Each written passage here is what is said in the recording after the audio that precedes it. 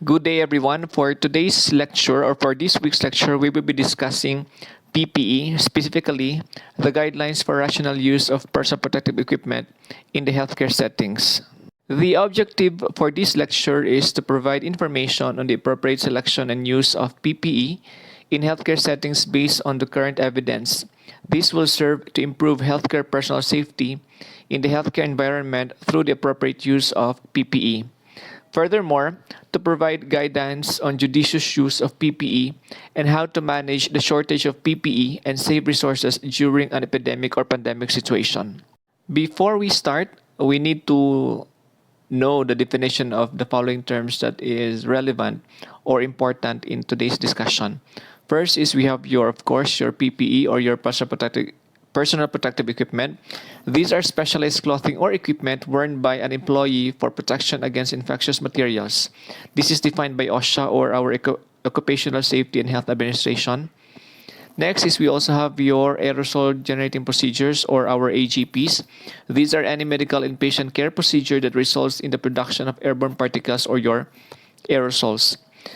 We have the third one. We have your powered air purifying respirator or your PAPR. These are air filtration systems that are battery-powered and portable, allowing one to move around while breathing clean air. So we don't have PAPR in the hospital. Next is we have your universal masking. This is wearing a surgical face mask at all times by all healthcare workers while in the respective clinical care settings. We also have the extended use of N95 respirator. This refers to the practice of wearing the same respirator for repeated healthcare activities with several patients without removing the respirator between patient healthcare activities. And we also have aside from extended, we have reuse of N95 respirator. Now this refers to the practice of using the same respirator for multiple encounters with patients but removing it after each encounter. The respirator is stored in between encounters to be put on again prior to the next encounter with a patient.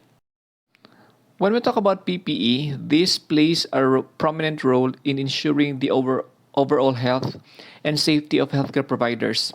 Healthcare professionals are exposed to multiple risks while providing care for the patients during the course of their work, and they rely on personal protective equipment every single day to protect themselves and their patients from the spread of germs and infectious diseases. It also serves as a barrier between infectious viruses and bacteria in the human body when used correctly. Our PPE, it also protects our skin, mouth, nose, and eyes from any contaminations. And it plays a major role in blocking the transmission of contaminants through blood, body fluids, or respiratory secretions. There are some important aspects to be considered while protecting the health and safety of doctors, nurses, and other healthcare staff. The first is to develop awareness on choosing the right PPE depending on a particular situation. Further, it is extremely important to acquire the right training on how to wear different PPE and making sure to understand the correct disposal and storage methods as per guidelines. There are two factors influencing PPE selection. First is we have the type of anticipated exposure, such as touch, splashes, or sprays, or large volumes of blood or body fluids that might penetrate the clothing. The combination of our PPE is determined by the category of isolation precautions a patient is assigned to.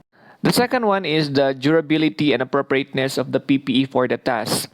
The procedure being performed will determine the type of PPE that you need to use. For example, whether a gown or an apron is selected for PPE, or if a gown is selected, whether it needs to be fluid resistant, clean, sterile, or disposable or reusable.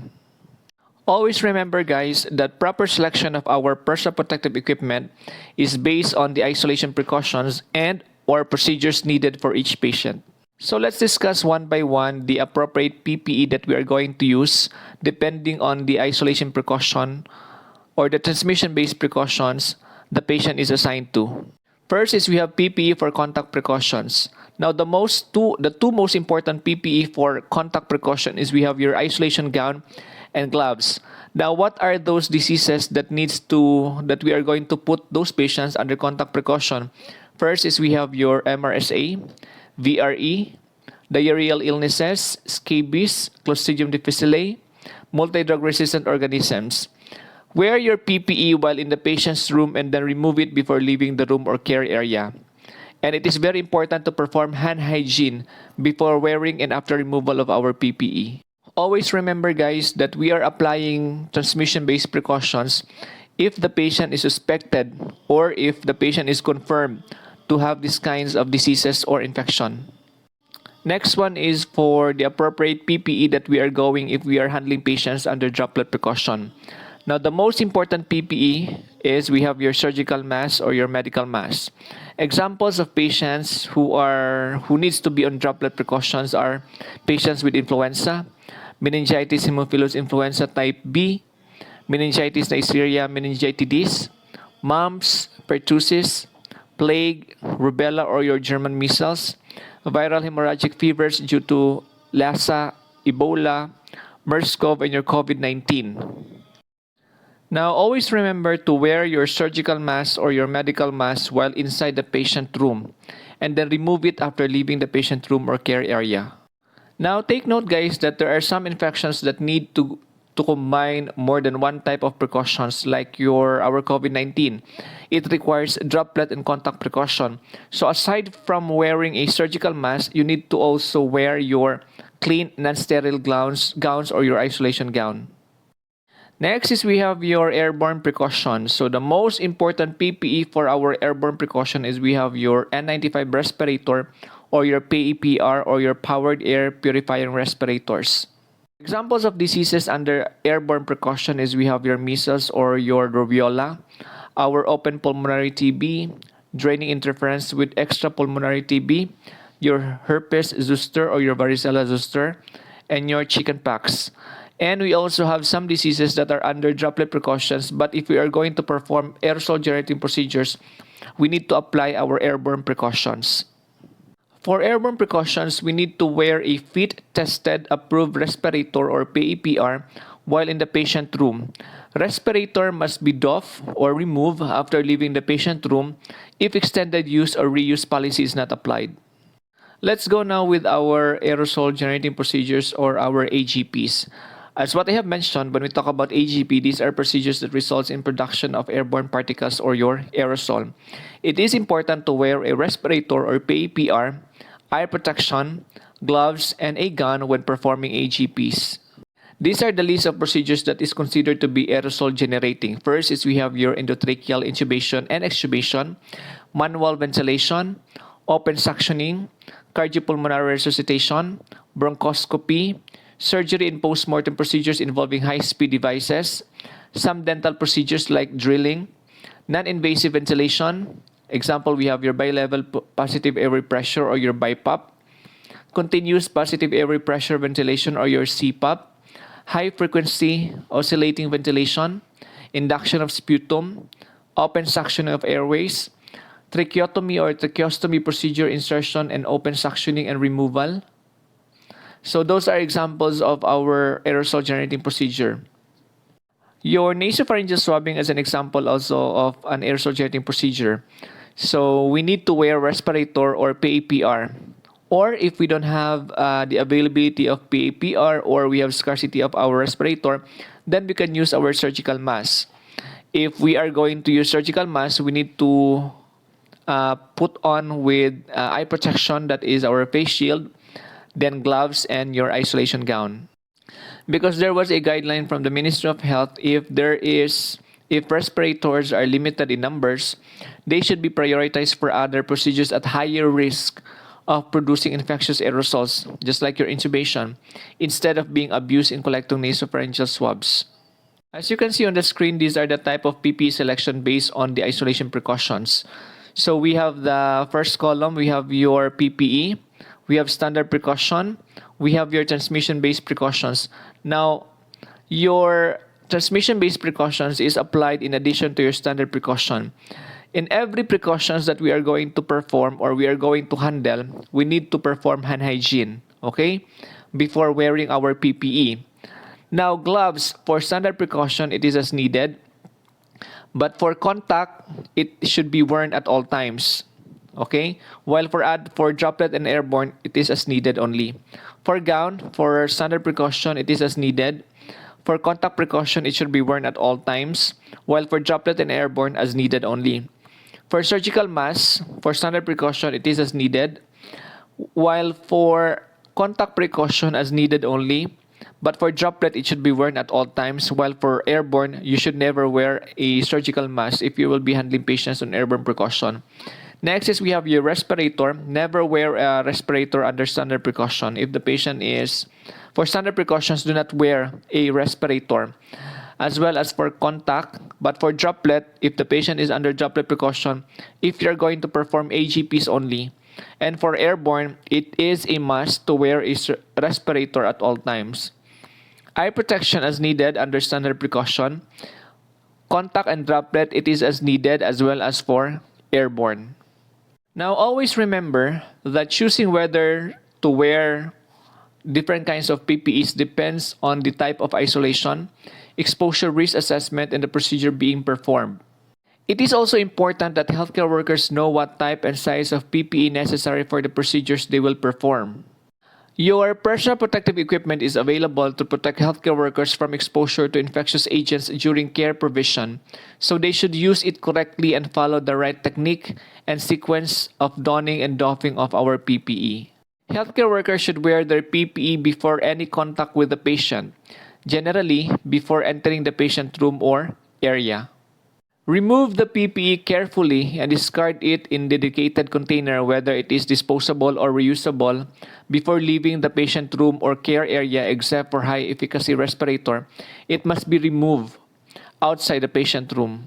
And most important, you need to perform hand hygiene before wearing and after removal of our PPE. Let's go now with the instructions regarding proper use and disposal of PPE. We'll start with our gloves. Now, the type of gloves used depends on the procedure you are going to perform. And if you are already wearing your PPE, avoid unnecessary touching the environment or adjusting your PPE after you wear your gloves. Change gloves if they become torn or heavily contaminated or after leaving the patient zone. Remove and discard gloves after each patient. Do not wear the same pair of gloves for the care of more than one patient. So one glove, one patient. Do not wash gloves for the purpose of reuse, since the practice has been associated with the transmission of pathogens. Change gloves during patient care if the hands move from a contaminated body site to a clean body site. Let's say, for example, from a perineal area going to a cleaner body site. So you need to change gloves to avoid contamination from one area to the other of the same patient. Using gloves does not replace the need for hand hygiene. So you should clean your hands by hand washing or with alcohol-based hand rub before wearing and after removing of your gloves. This is a common mistake of most of the healthcare workers, that they are not performing hand hygiene anymore once they are wearing gloves. Next is we have your eye protection. Now, the type of eye protection depends on the procedures that you're going to perform. Okay? Personal eyeglasses and contact lenses are not considered as eye protection. Reusable eye protection, like your goggles, must be cleaned and disinfected after every use.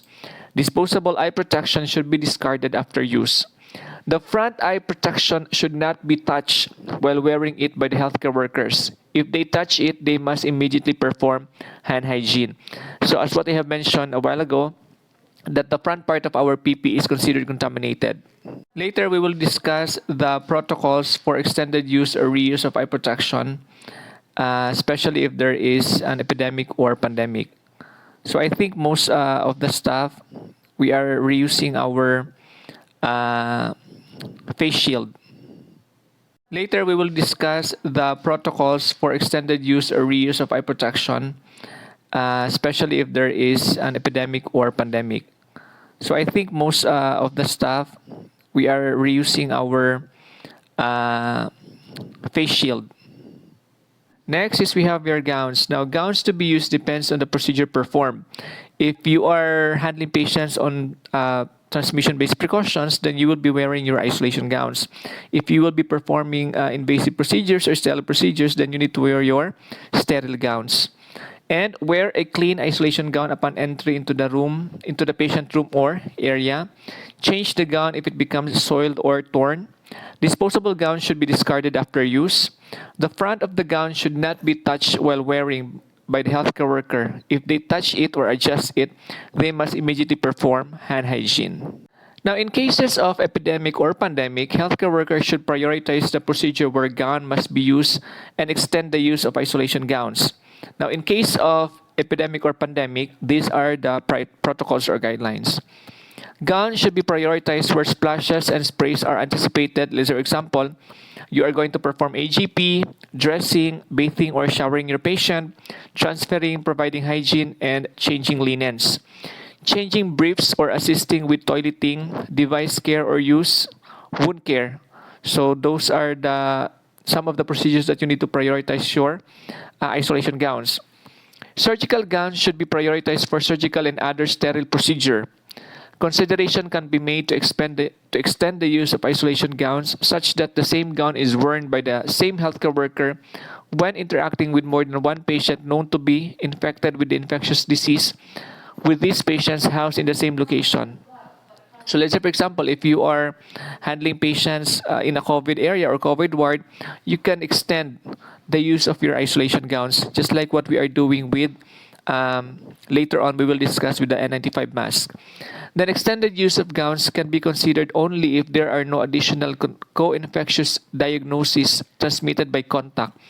If the patients have multi-drug resistant microorganism like your Clostridium difficile or any other type of disease requiring contact precautions, the gown should be changed usually between patients. So this is applicable for patients who are under contact precaution.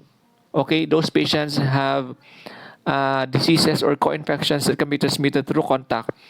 So you need to change your gown every or between patients. Let's go now with your mask and respirators.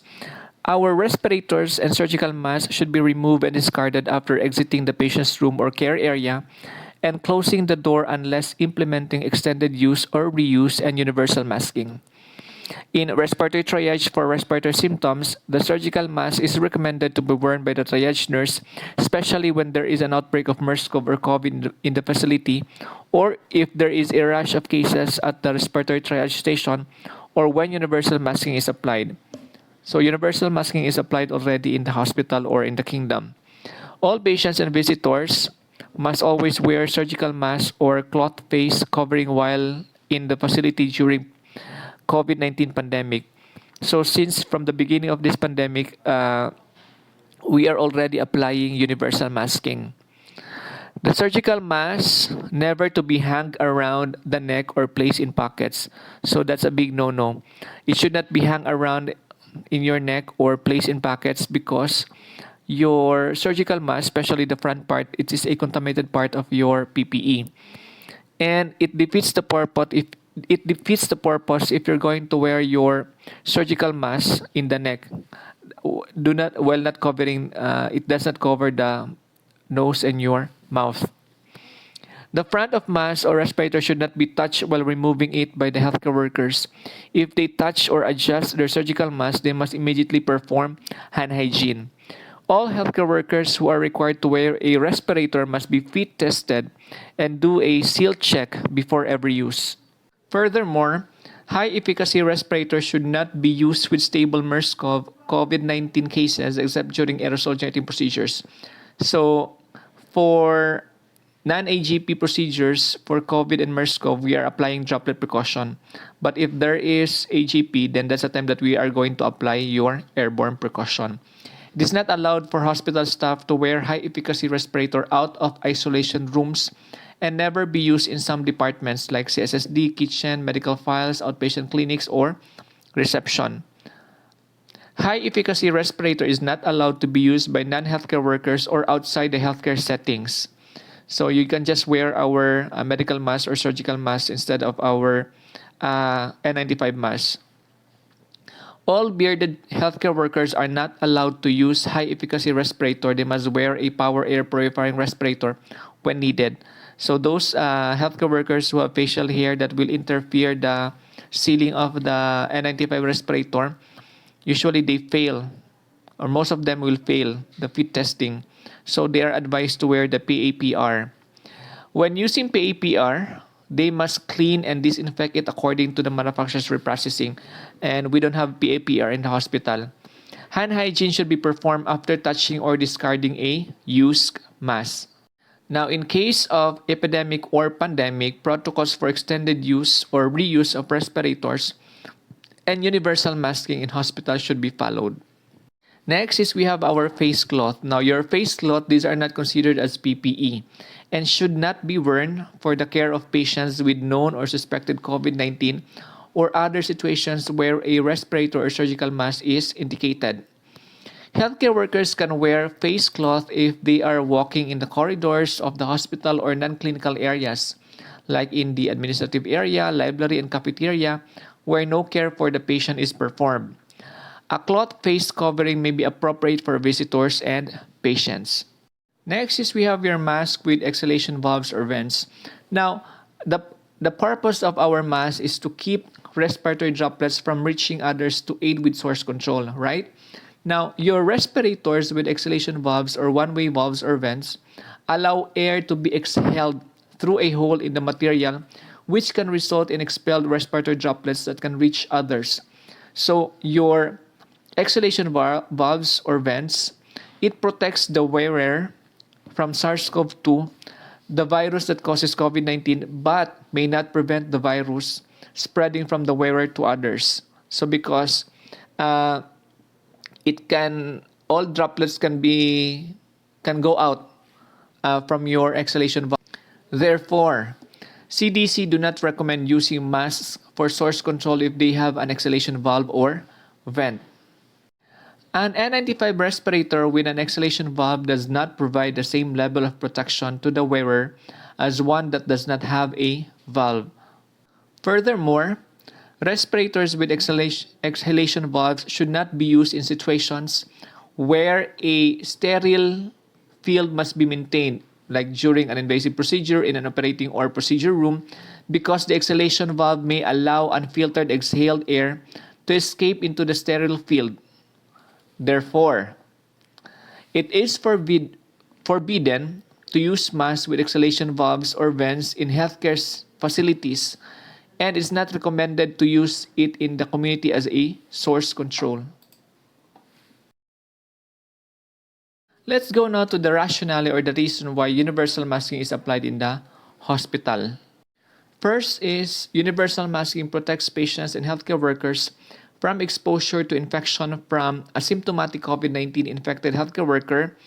A mask achieves source control and decreases the risk of spreading infection. Secondly, it protects healthcare workers caring for undiagnosed asymptomatic COVID-19 patients or patients that have mild COVID-19 infection which has not yet been recognized. What are the guidance for universal masking? First is a single mask can be worn across different cases and between care of different patients without removing the face mask between patient encounters unless it becomes wet or contaminated during a case, damaged or hard to breathe through. Second, healthcare workers should leave the patient care area if they need to remove the surgical mask. When providing care to a patient with known or suspected COVID-19, the mask should be removed and wear a new one after hand hygiene. So, any patients who are on droplet precautions, once you use the mask to enter to that patient, you need to change another one once or after you have done the procedure or once you are already outside the patient's room. The surgical mask should be worn by all healthcare workers in the hospital, even in areas with no patients. A surgical mask is not allowed to be hanged around the neck or kept in the pocket. Personnel working in a non-clinical area should wear a surgical mask at all time. Healthcare workers must take care not to touch their surgical masks. If they touch or adjust their face mask, they must immediately perform hand hygiene. So I can see some healthcare workers who are putting their mask on their chin or on their neck. So it defeats the purpose. If you're not going to wear it properly, better to dispose it or not to use it. Let's go now to the guidance for extended use and limited reuse of N95 respirators in healthcare settings. By definition, your extended use refers to the practice of wearing the same respirator for repeated healthcare activities with several patients without removing the respirator between patient healthcare activities. Extended use could be implemented when multiple patients are infected with the same respiratory pathogen and patients are placed together in dedicated waiting rooms or hospital wards. So if we have healthcare workers who are assigned on a COVID ward, so they can practice the extended use of our N95 respirator. In all patients, they can wear it.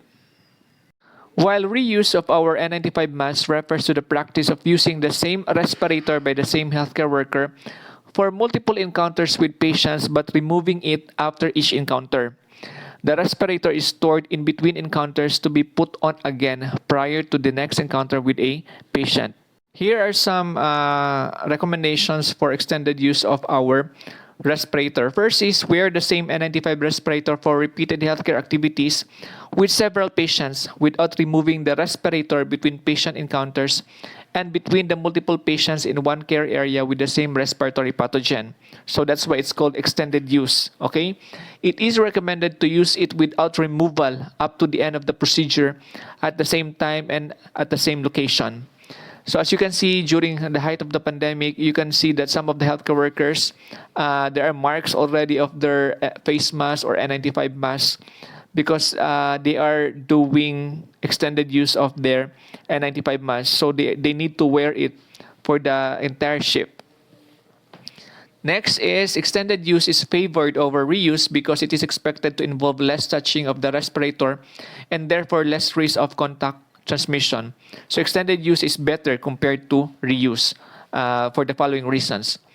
Discard respirators contaminated with blood, respirator or nasal secretions, or other bodily fluids from patients. Discard respirators following close contact with or exit from the care of any patient co-infected with an infectious disease requiring contact precautions. As what I have mentioned, if there is any other co-infection with the other patients or same patients that is transmitted through contact, then you need to discard your N95 respirator. Extended use or reuse is not applicable. Consider using a disposable face shield over a respirator and or other steps like masking patients, use of engineering controls to reduce surface contamination. So if you are going to wear your respirator, you can wear face shield or you can mask patient just to prevent any contamination of your N95 mask. Perform hand hygiene with soap and water or alcohol-based hand sanitizer before and after touching or adjusting the respirator, if necessary for comfort to maintain fit. So hand hygiene always if you are going to manipulate your N95 mask respirator. If we are going to reuse our N95 respirators, these are the following recommendations that we need to take into consideration. First is reinforce the need to minimize unnecessary contact with the respirator surface, strict adherence to hand hygiene practices, and proper respiratory donning and doffing technique, including physical inspection and performing a user seal check. Next is discard respirators contaminated with blood, respiratory nasal secretions, or other bodily fluids from patients. Discard respirators following close contact with any patient co-infected with an infectious disease requiring contact precautions. Discard any respirator that is obviously damaged or becomes hard to breathe through. Use a disposable face shield over a respirator and or other steps like masking patients, use of engineering controls, when feasible to reduce surface contamination of the respirator so that you can reuse it again.